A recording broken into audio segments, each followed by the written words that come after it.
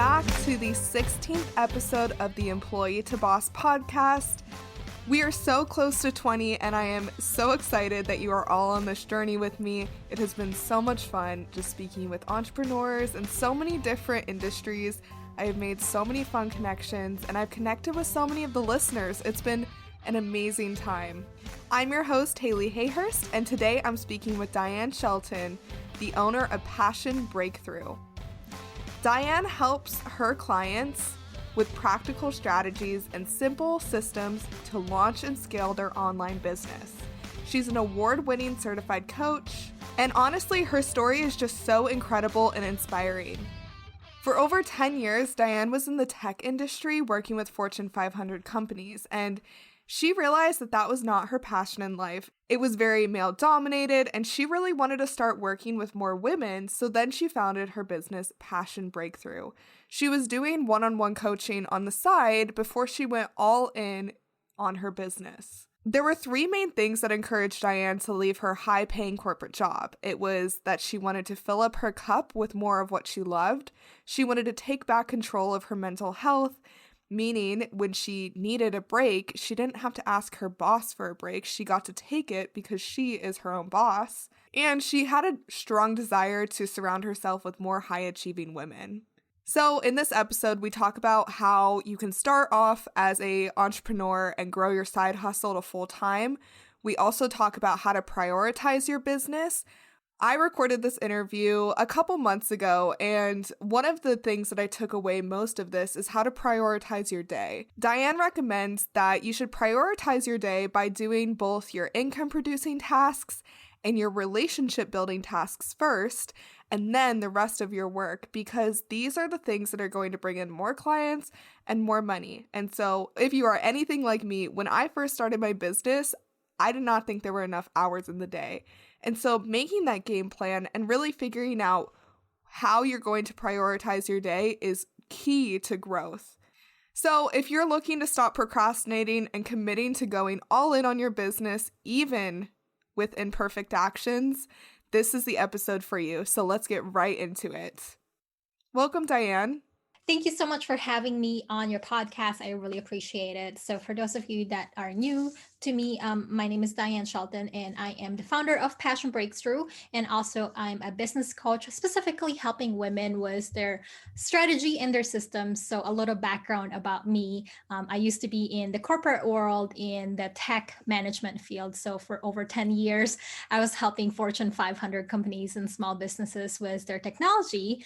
Because I have a computer science background. So that's what I was doing. But then I decided, it's male dominated and I having fun helping other women. So I decided to go all in. So I created Passion Breakthrough to help women to start their own businesses and start having their own successes in that field. So that's a little bit about me and my business. And for fun, I typically like to travel, and I always like to travel for good food. So if you know of any place for good food, let me know.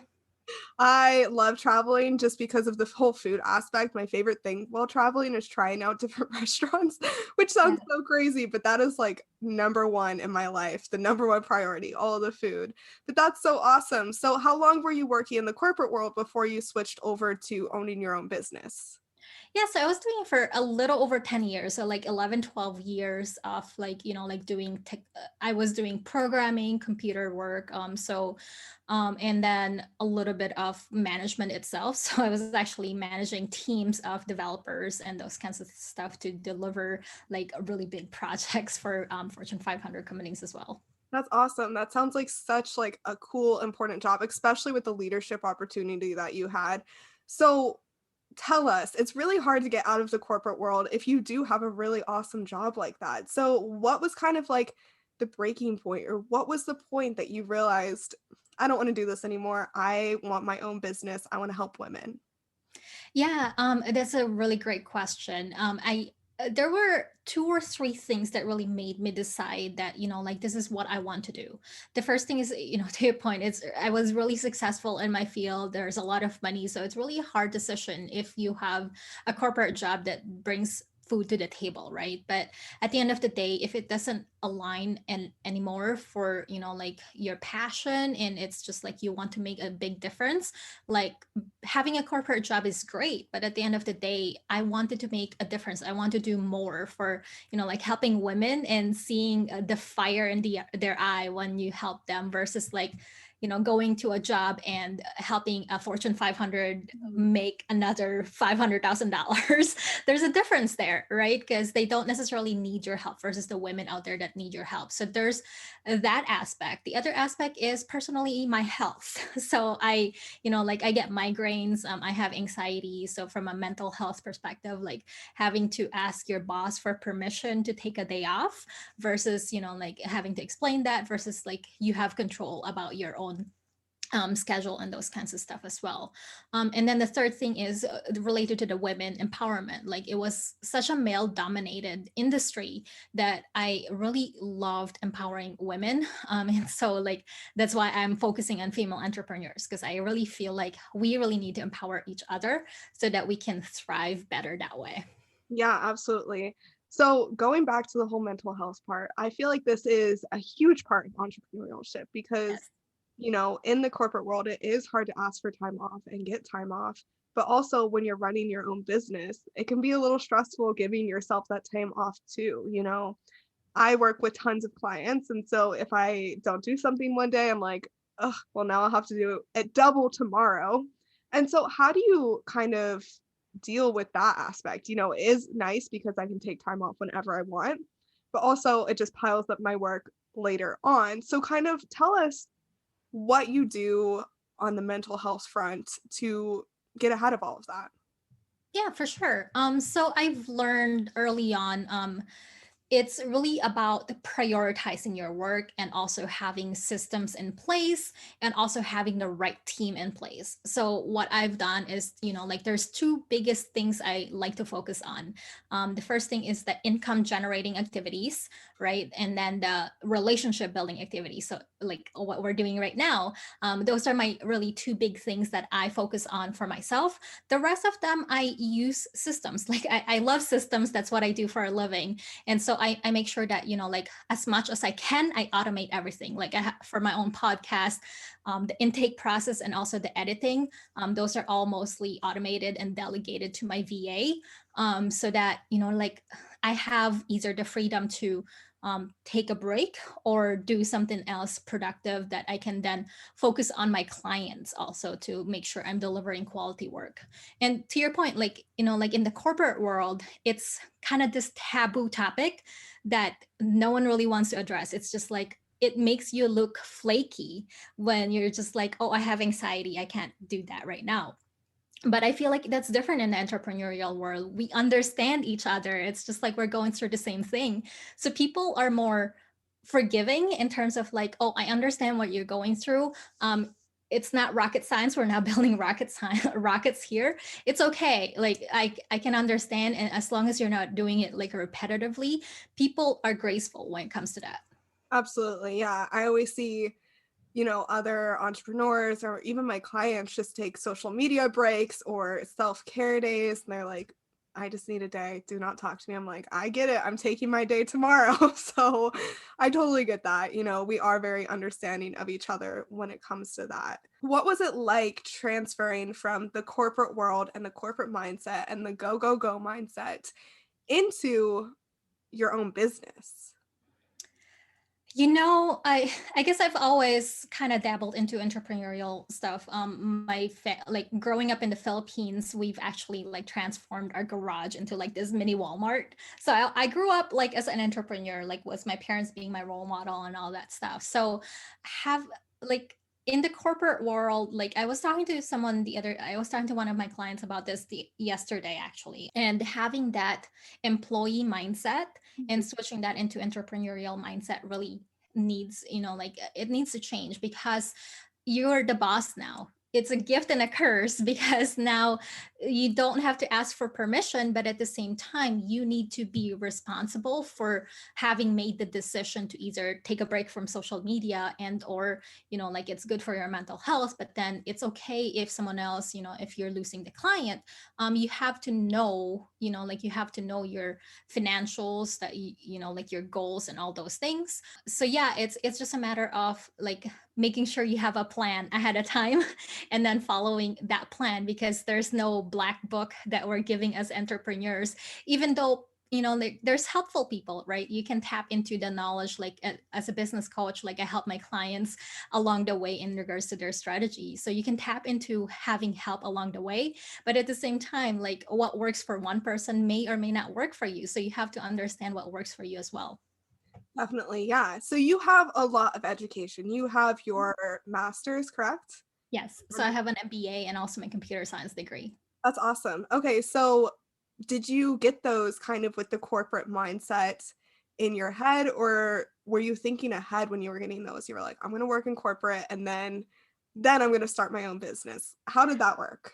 Oh my goodness. Yeah. So for me, actually, I got my computer science degree because ever since I was 12, I knew I wanted to do something with tech. I've always loved tech. My classmates always ask me for help in their tech homework and all those things. And so computer science was just a slam dunk. As far as MBA, I knew I didn't want to be the person in the cubicle, hands on and that kind of stuff. So I knew I wanted to progress in that management field. Mhm.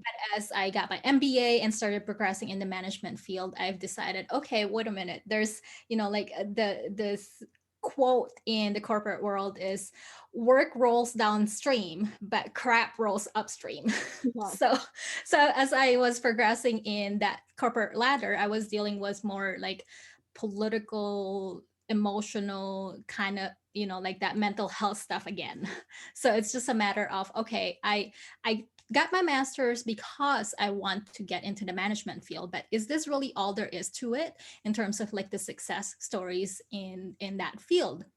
But as a woman and woman in the technology field, there's not a lot of women, so I really wanted to still empower women in the online space. So that's why I decided to go all in and use my MBA knowledge to help women start their businesses instead.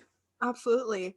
So, Diane, tell me, do you think that your MBA has really helped you in your own business? Because I mean, even with myself, I've struggled with, do I want to go get my MBA? Do I need an MBA? And would you recommend one for entrepreneurs with their own business? Um, Having gotten my MBA has been helpful for corporate and also for my own business, just because I already have the head knowledge. But at the end of the day, do you really have $30,000 laying around to invest in an MBA versus spend the $30,000 and the time? Because I was working full time and then going to school full time for like 2, 3 years there.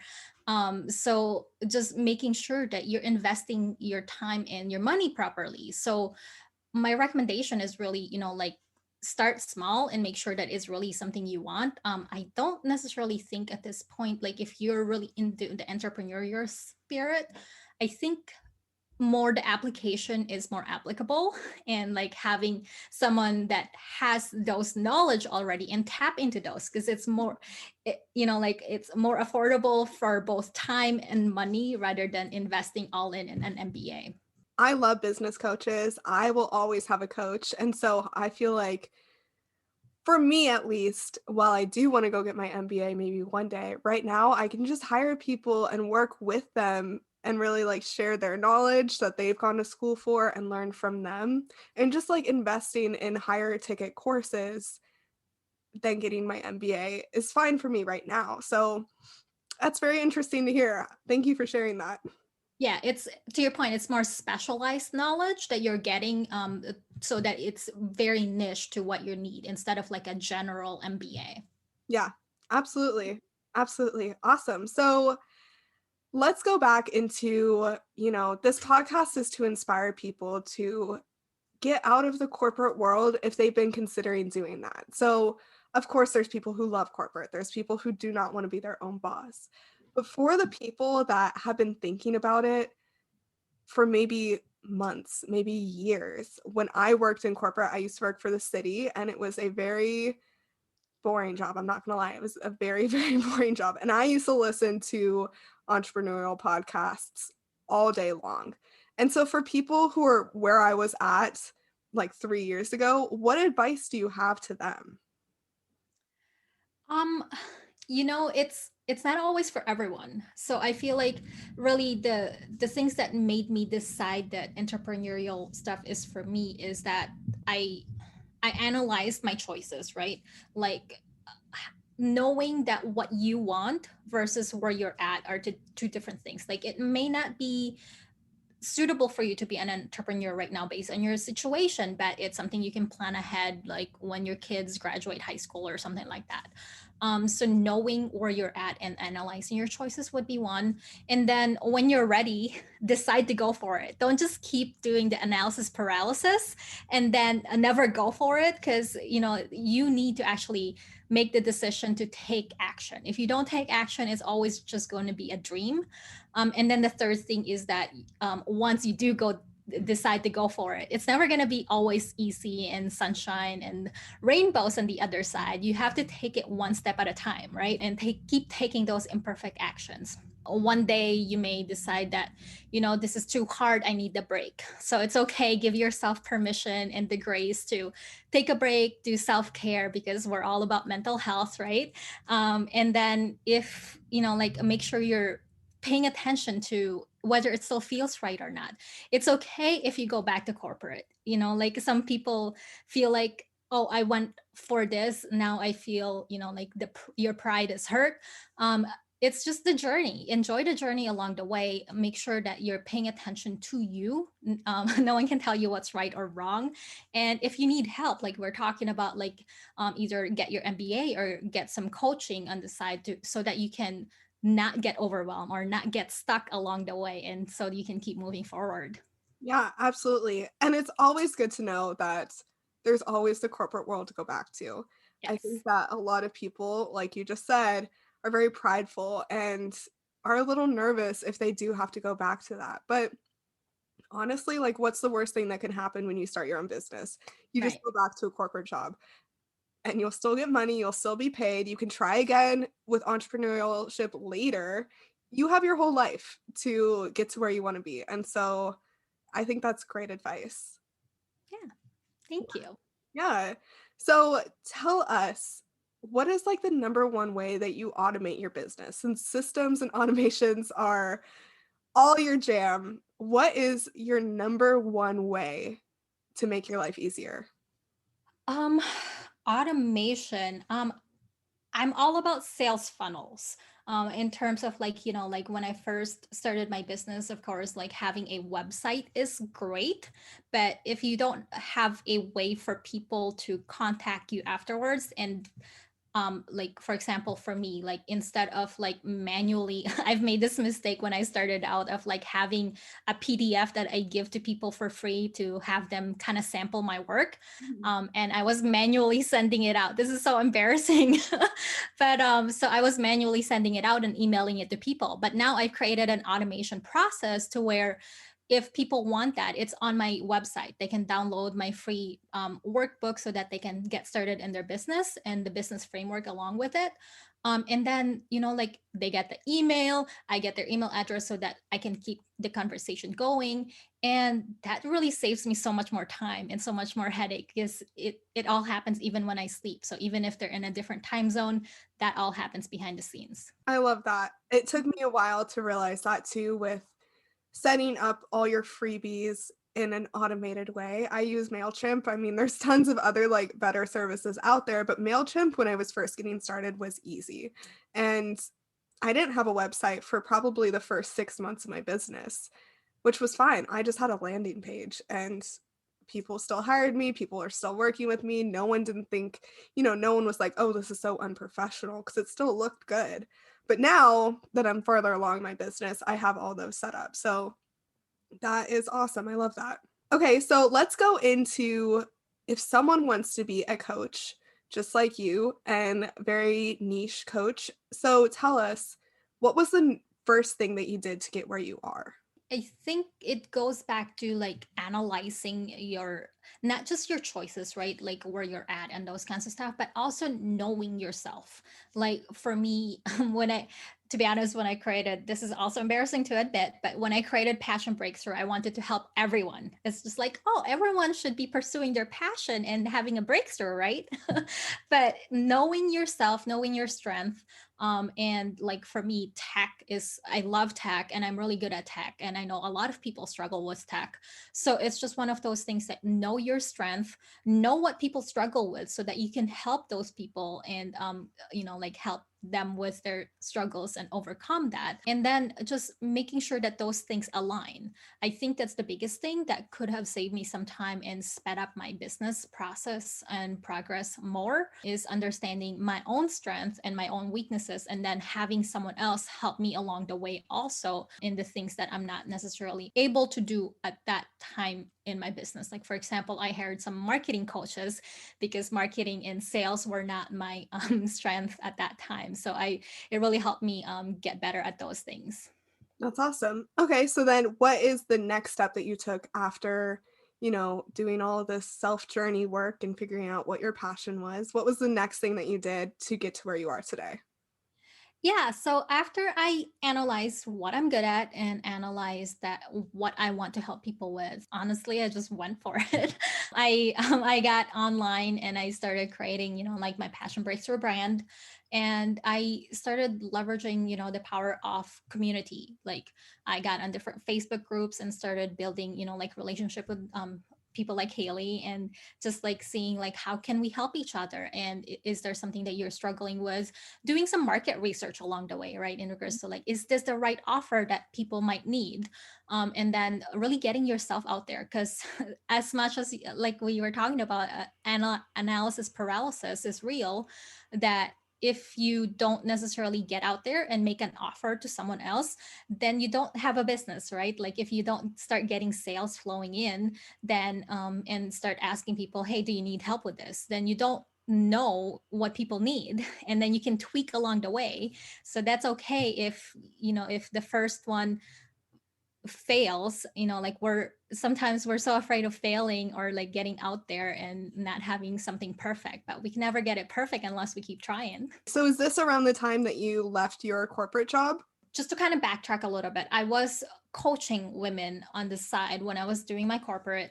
So I kind of knew that I wanted to coach women and also help them figure out their passion, figure out where they want to go in their life and or their business. So that's where my love for coaching started. And then when I decided that, hey, I am having, like my migraines are getting worse, I really want the financial freedom to work for myself and then go all in on it, because at that time, like my client base was growing and that kind of stuff too. So it was like, okay, well, it's time for me to pull the trigger. And I was comfortable enough. I looked at like my finances, where I need to go and that kind of stuff. And started building like my business strategy in place and that kind of stuff. So that is around the time when I decided to, okay, this needs to now be, like leave my corporate, is that I'm comfortable with this. Like sometimes, like you can do like 1 foot in, 1 foot out, and you may be successful in both for a while, but then there's that curve where it's just like, okay, well, you have to make a decision. Do you want to be at this continually level where you are supporting, like 2, 3 clients a month, or do you want to help more people? But then if you want to help more people, you have to give something up. So that is where I was at. And that's when I made the decision. Where were you finding most of your clients to start off with? Since you were in corporate, I'm sure you were still very busy with your full-time job and coaching on the side. You were probably very busy. How did you manage those two together? Um, because the corporate world where I was at in the tech management is so male dominated, there were a lot of women networking events locally. I was meeting some women that way that needed some coaching on the side and that kind of stuff. So I was helping them locally that way. That's why I wanted to expand more than just the Twin Cities and that kind of stuff. Okay, do you still do networking events to connect with clients now, or where do you usually find people that you work with? Yeah, so I still do networking events here locally. And I also find a lot of my clients now on Facebook, honestly, because I feel like when I was on LinkedIn, there's a lot of corporate people there, but my client base has shifted to more the entrepreneur instead of just like all people and all women. So yeah, so it shifted to female entrepreneurs, which is now on Facebook groups and that kind of stuff. That's awesome. That's where I find most of my clients too. That's how we connected actually in one of the podcast groups. What is the third step that people can take that you've already done? So after I've went for, like going all in on making that decision, and it's still something I think that it's just a repetitiveness of it, right? Like I think what we're talking about in regards to taking it one step at a time and taking it, like taking those imperfect actions, because you start with, like comparing your chapter 1 from someone's chapter 52 or whatever. So making sure that you're not doing that comparison trap, and so that you're not overwhelmed. And so yeah, I just went for it, and then I kept taking those steps because I had a plan in place, right? I had my plan, and even when Corona hit, in regards to like, okay, now what? So have a backup plan and an exit plan along the way as well is really going to be helpful in regards to making sure you have a sustainable, successful business. So when I kept taking actions along the way, and then like I said, like some days it's just like, okay, well, this isn't working, so maybe I'm going to shift a little bit and keep growing. And be comfortable with change. That's the biggest thing I think is the takeaway, is that, like your plan is not going to be like a blueprint. It's not going to be perfect. It's a roadmap to get you to where you are. And you have to enjoy the journey along the way.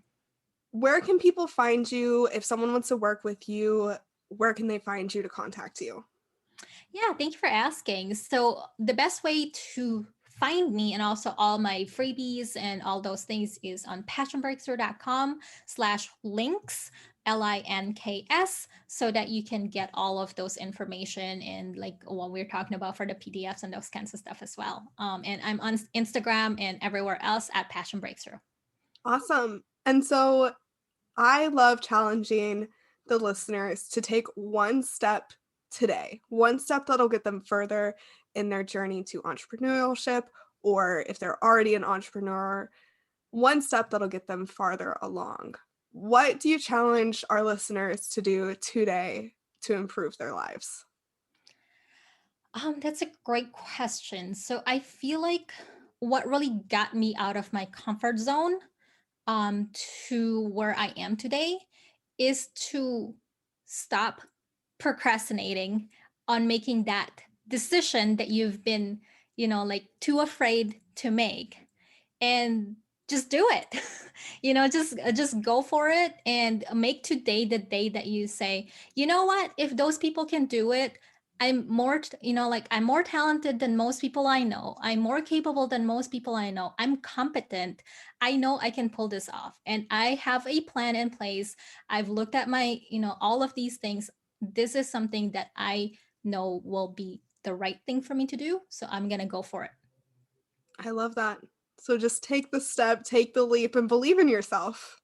Yes, for sure. Awesome. Well, thank you so much for being on the show today. If you are interested in contacting Dianne, definitely go to her website, Passion Breakthrough, and super excited to have you on. You have such an amazing story, and thank you for sharing it. Thank you for having me. Thank you for listening to the Employee to Boss podcast. If you made it to the end of this episode, I hope that you implement the actionable steps from this week's experts so you can get started with your business today. Please rate, review, and subscribe to the Employee to Boss podcast on Apple Podcasts, Spotify, YouTube, or wherever you listen to your podcasts. It helps more than you could ever imagine. Remember, a little progress each day leads to big results. We come out with a new episode every Tuesday. To access our show notes, transcripts, and courses, please check out espressopodcastproduction.com.